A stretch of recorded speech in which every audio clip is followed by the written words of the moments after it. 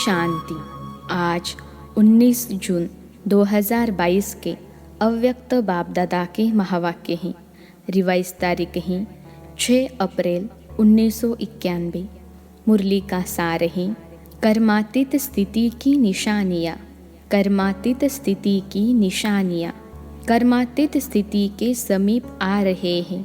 कर्म भी वृद्धि को प्राप्त होता रहता है, लेकिन कर्मातीत अर्थात कर्म की किसी भी बंधन के स्पर्श से न्यारे ऐसा ही अनुभव बढ़ता रहे, जैसे मुझ आत्मा ने इस शरीर द्वारा कर्म किया ना, ऐसे न्यारापन रहे।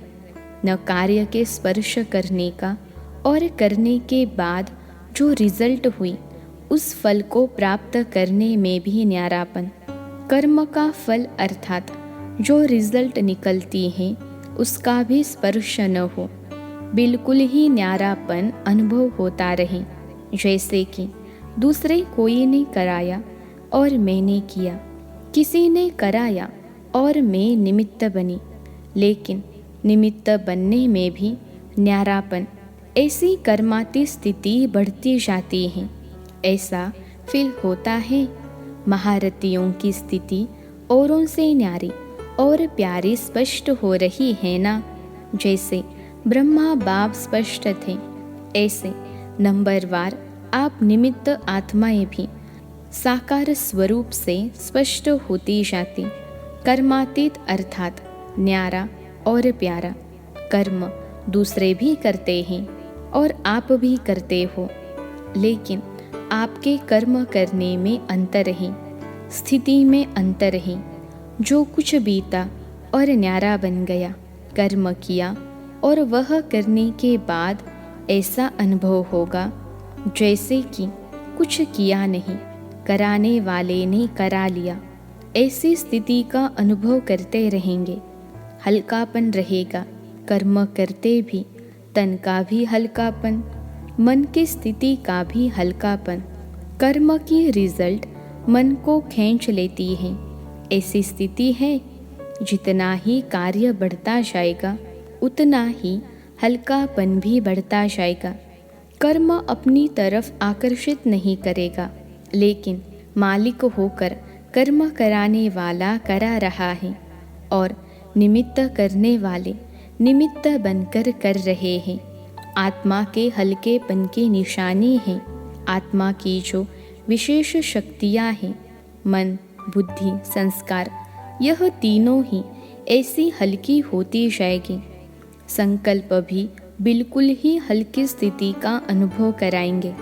बुद्धि की निर्णय शक्ति भी ऐसा निर्णय करेगी जैसे कि कुछ किया ही नहीं, और कोई भी संस्कार अपनी तरफ आकर्षित नहीं करेगा, जैसे बाप के संस्कार कार्य कर रहे हैं।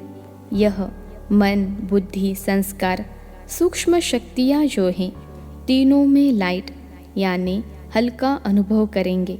स्वतः ही सबके दिल से, मुख से यही निकलता रहेगा कि जैसे बाप वैसे बच्चे न्यारे और प्यारे हैं, क्योंकि समय प्रमाण बाहर का वातावरण दिन प्रतिदिन और ही भारी होता जाएगा।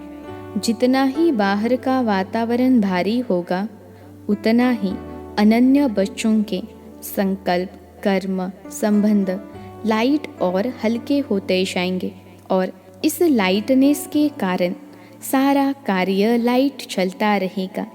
वायुमंडल तो तमो प्रधान होने के कारण और भिन्न भिन्न प्रकार से भारीपन का अनुभव करेंगे। प्रकृति का भी भारीपन होगा। मनुष्य आत्माओं की वृत्तियों का भी भारीपन होगा। इसके लिए भी हल्कापन औरों को भी हल्का करेगा। अच्छा, सब ठीक चल रहा है ना? कारोबार का प्रभाव आप लोगों के ऊपर नहीं पड़ता, लेकिन आपका प्रभाव कारोबार पर पड़ता है।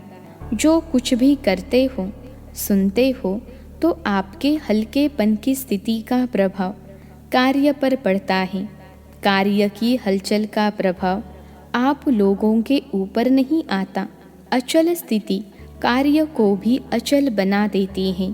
सब रीति से असंभव कार्य संभव और सहज हो रहे हैं और होते रहेंगे। अच्छा, दूसरी मुरली है 10 अप्रैल 1991। मुरली का सार है, दिल तख्त नशीन और विश्व तख्त नशीन बनने के लिए सुख दो और सुख लो। दिल तख्त नशीन और विश्व तख्त नशीन बनने के लिए सुख दो और सुख लो। आज विश्व के मालिक अपने बालक सो मालिक बच्चों को देख रहे हैं। सभी बच्चे इस समय भी स्व के मालिक हैं और अनेक जन्म भी विश्व के मालिक हैं। परमात्मा बालक मालिक बन जाते हैं। ब्राह्मण आत्माएं अर्थात मालिक आत्माएं इस समय सर्व कर्मेंद्रियों के मालिक हो। अधीन आत्माएं नहीं हो, अधिकारी अर्थात मालिक हो। कर्मेंद्रियों के वशीभूत नहीं हो, इसलिए बालक सो मालिक हो। बालकपन का भी ईश्वरीय नशा अनुभव करते हो और स्वराज्य के मालिकपन का नशा भी अनुभव करते हो। डबल नशा है। नशे की निशानी है अविनाशी रूहानी खुशी। सदा अपने को विश्व में खुश नसीब आत्माएं समझते हो। वाह मेरा श्रेष्ठ भाग्य अर्थात श्रेष्ठ नसीब। खुश नसीब भी हो और सदा खुशी की खुराक खाते और खिलाते हो। साथ साथ सदा खुशी के झूले में झूलते रहते हो। औरों को भी खुशी का महादान दे खुश नसीब बनाते हो। ऐसे अमूल्य हीरे तुल्य जीवन बनाने वाले हो। बन गए हैं या अभी बनना है। ब्राह्मण जीवन का अर्थ ही है खुशी में रहना, खुशी की खुराक खाना और खुशी के झूले में रहना। ऐसे ब्राह्मण होना। सिवाय खुशी के और जीवन ही क्या है? जीवन ही खुशी है। खुशी नहीं तो ब्राह्मण जीवन नहीं। खुश रहना ही जीना है। आज बाप दादा सर्व बच्चों का पुण्य का खाता देख रहे थे, क्योंकि आप सभी पुण्य आत्माएं हो। पुण्य का खाता अनेक जन्मों के लिए जमा कर रहे हो। सारे दिन में पुण्य कितना जमा किया, यह स्वयं भी चेक कर सकते हो ना। एक ही दान करना, दूसरा ही पुण्य करना। दान से भी पुण्य का ज़्यादा महत्व है। पुण्य कर्म निस्वार्थ सेवा भाव का कर्म है। पुण्य कर्म दिखावा नहीं होता है, लेकिन दिल से होता है। दान दिखावा भी होता है, दिल से भी होता है। पुण्य कर्म अर्थात आवश्यकता के समय किसी आत्मा के सहयोगी बनना अर्थात काम में आना। पुण्य कर्म करने वाली आत्मा को अनेक आत्माओं के दिल की दुआएं प्राप्त होती हैं। सिर्फ मुख से शुक्रिया व थैंक्स नहीं करते, लेकिन दिल की दुआएं गुप्त प्राप्ति जमा होती जाती हैं। पुण्य आत्मा परमात्मा दुआएं, आत्माओं की दुआएं इस प्राप्त हुए प्रत्यक्ष फल से भरपूर होते हैं। पुण्य आत्मा की वृत्ति, दृष्टि औरों की भी दुआएं अनुभव कराती हैं। पुण्य आत्मा के चेहरे पर सदा प्रसन्नता, संतुष्टता की झलक दिखाई देती है। पुण्य आत्मा सदा प्राप्त हुए फल के कारण अभिमान और अपमान से परे रहती है, क्योंकि वह भरपूर बादशाह है। अभिमान और अपमान से बेफिक्र बादशाह है। पुण्य आत्मा पुण्य की शक्ति द्वारा स्वयं के हर संकल्प, हर समय की हलचल को, हर कर्म को सफल करने वाले होते हैं। पुण्य का खाता जमा होता है। जमा की निशानी है व्यर्थ की समाप्ति। ऐसी पुण्य आत्मा विश्व के राज्य के तख्त नशीन बनती हैं।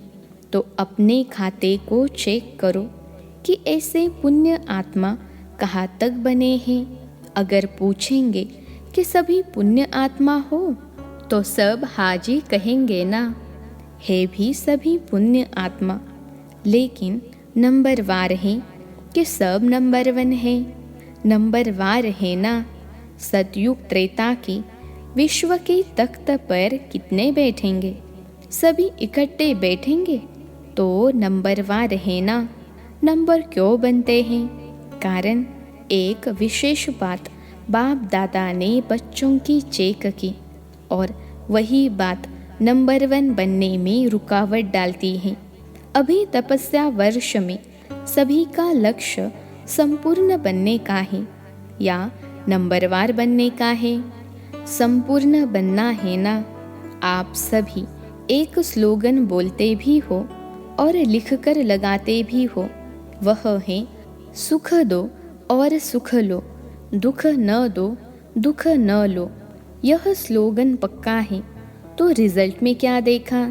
न दुख दो, इसमें तो मेजॉरिटी का अटेंशन है, लेकिन आधा स्लोगन ठीक है। देने के लिए सोचते हैं, देना नहीं है, लेकिन लेने के लिए कहते हैं कि उसने दिया इसलिए हुआ, इसने यह कहा, इसने यह कहा इसलिए यह हुआ। ऐसी जजमेंट देते हो ना, अपना ही वकील बन करके केस में यही बताते हो, तो आधा स्लोगन के ऊपर अटेंशन ठीक है और भी होना चाहिए अंडरलाइन। फिर भी आधे स्लोगन पर अटेंशन है, लेकिन और जो आधा स्लोगन है उस पर अटेंशन नाम मात्र है। उसने दिया, लेकिन आपने लिया क्यों? किसने कहा आप लो? बाप की श्रीमत है क्या कि दुख लो? झोली भरो दुख से, तो न दुख दो न दुख लो, तभी पुण्य आत्मा बनेंगे। तपस्वी अर्थात परिवर्तन, तो उनके दुख को भी आप सुख के रूप में स्वीकार करो, परिवर्तन करो, तब कहेंगे तपस्वी। ग्लानि को प्रशंसा समझो, तब कहेंगे पुण्य आत्मा।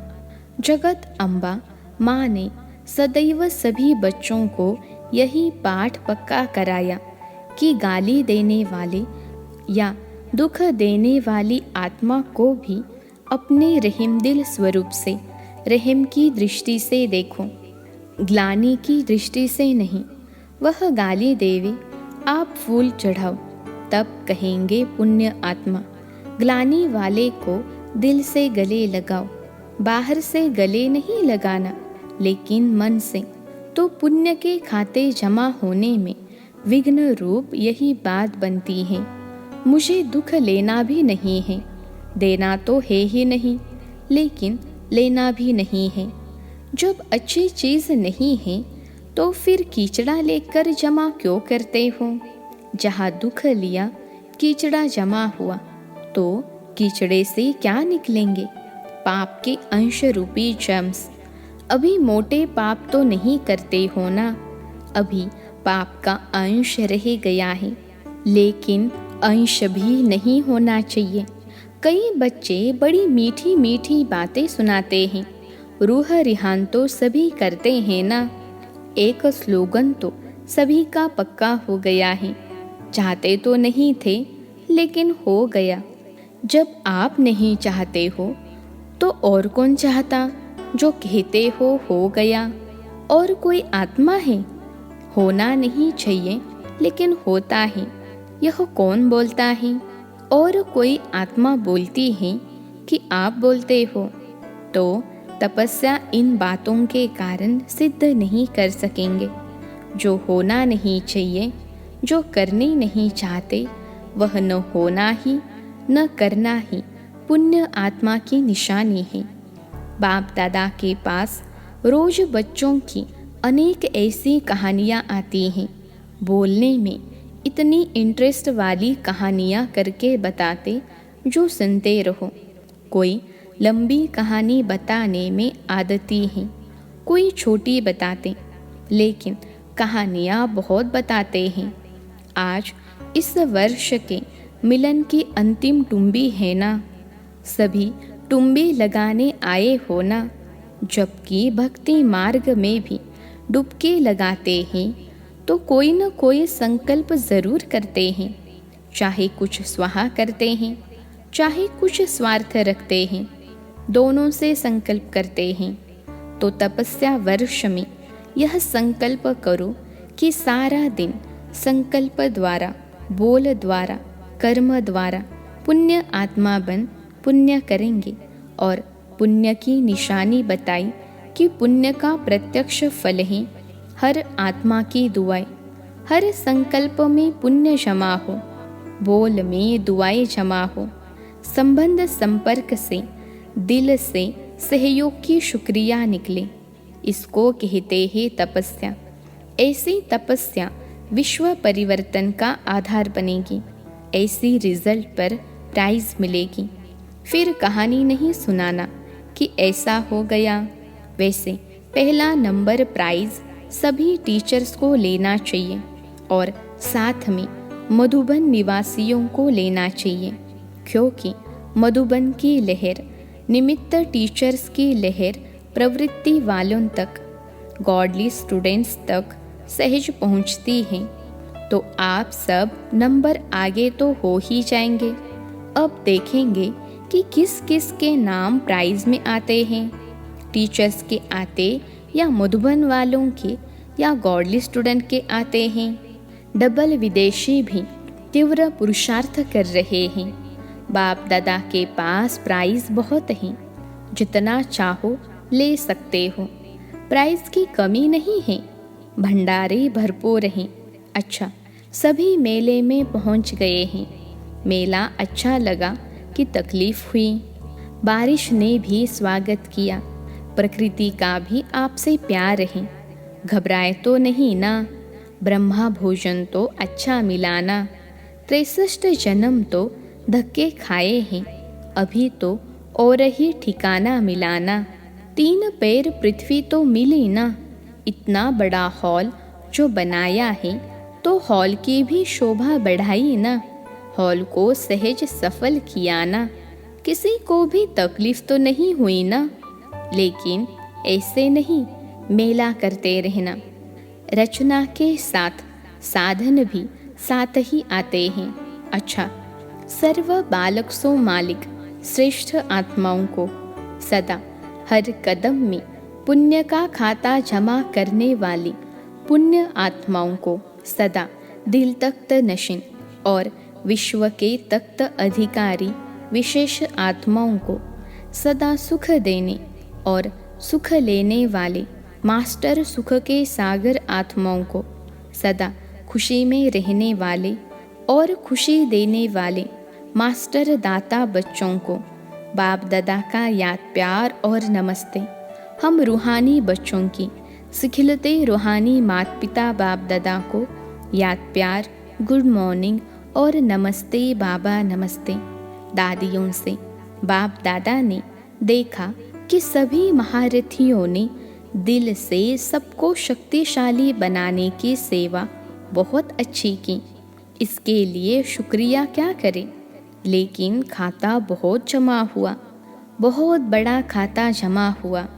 बाप दादा महावीर बच्चों की हिम्मत और उमंग उल्लास देख पदम गुना से भी ज़्यादा हर्षित होते हैं। हिम्मत रखी है। संगठन सदा स्नेह के सूत्र में रहा है, इसलिए इसकी सफलता है। संगठन मजबूत है ना। छोटी माला मजबूत है। कंगन तो बना है, माला तो नहीं बनी। कंगन तो है ना, इसलिए छोटी माला भी पूजी जाती है। बड़ी अच्छी तैयार हो रही है, वह भी हो जाएगी, होनी ही है। सुनाया था ना, बड़ी माला के दाने तैयार हैं, लेकिन दाने से दाना मिलने में थोड़ी सी मार्जिन है। छोटी माला अच्छी तैयार है, इसी माला के कारण ही सफलता सहज है। और सफलता सदा माला के मनकों के गले में पिरोई हुई है। विजय का तिलक लगा हुआ है। बाप दादा खुश हैं, पदम गुना मुबारक हैं। निमित्त तो आप है ना।